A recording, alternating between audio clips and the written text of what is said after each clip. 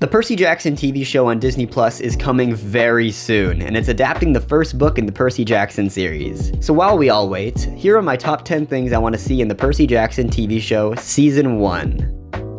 Bianca and Nico D'Angelo are important characters later on in the Percy Jackson series. These two characters don't actually appear in the first book, however it is mentioned that they are in the Lotus Hotel and Casino, a place that Percy, Annabeth, and Grover visit in the first book, so we can easily see them show up somewhere there. And honestly, I'd be so down for literally any reference to these characters. It could be just a mention of the characters, or it could be a full straight up reveal. Now this one's a scene I kinda really want, but I actually don't think it's gonna make it in the show because it's horrifying. So Percy, Annabeth, and Grover on their quest encounter the god Procrustes, and he tricks Annabeth and Grover into sitting in his waterbeds, which proceed to strangle the two and try to rip their limbs apart. I want this scene because it's just so messed up, but I have a feeling it'll be cut. So if we see this scene, then oh boy, I got my wish, but at what cost? So, Percy is a fugitive in the first book. Everyone thinks he's killed his mother. So when Percy meets up with news reporters and tells them the whole story, he fabricates this story live on TV about how his crappy stepfather is offering free products at his appliance store. Percy does this because his stepfather sucks. So this man literally fake cries on live TV just to get back at him. Actual peak Percy moment. This needs to be in the show.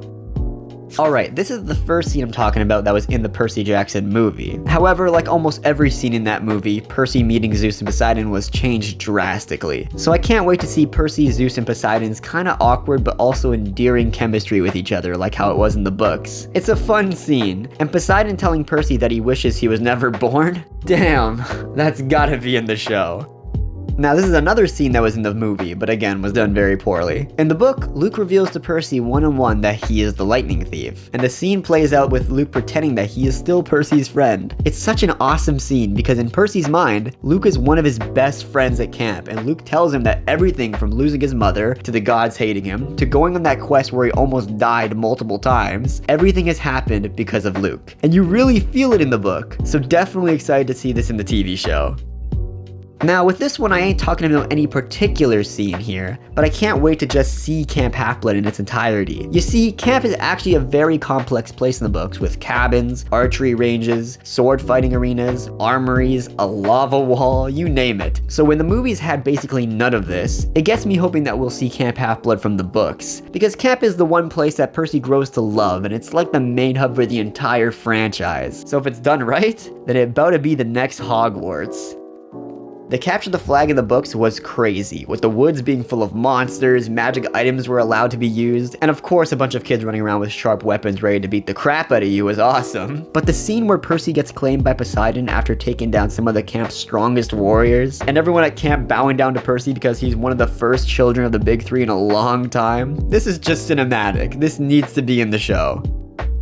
Now, what really gets me into the Percy Jackson books are the fight scenes, and one of the best in the first book has gotta be Percy versus the Minotaur. Again, this scene is in the movie and it's not half as exciting as in the book. Everything about it in the book is just intense. Rain is pouring, Percy is scared out of his mind, a giant figure is charging towards Percy in pitch black, and then his mother gets vaporized, Percy thinks she's dead, he then absolutely schools the Minotaur by jumping on his head, ripping his horn off, and stabbing the sucker to avenge his mom. I mean, come on man, it's just too good of a scene to not do right. Okay, remember when I said what gets me is the fight scenes? Yup, Percy versus Ares. This fight is absolutely wild and really shows how much Percy has grown not only physically, but also mentally. How he's willing to put his life out on the line for his friends. It's who Percy is at his core throughout the entire series. So this fight with all its bells and whistles, the crazy beach battle, the onlooking crowd, the burning landscape, and Percy dousing Ares when he thinks he's won, this scene is made for the screen, and it's already been confirmed that it will be in the show.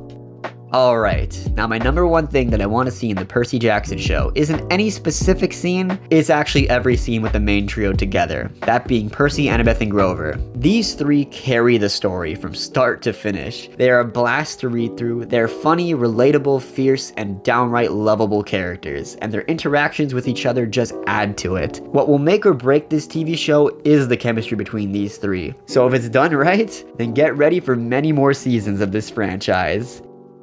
Thanks for watching. Let me know your list in the comments below.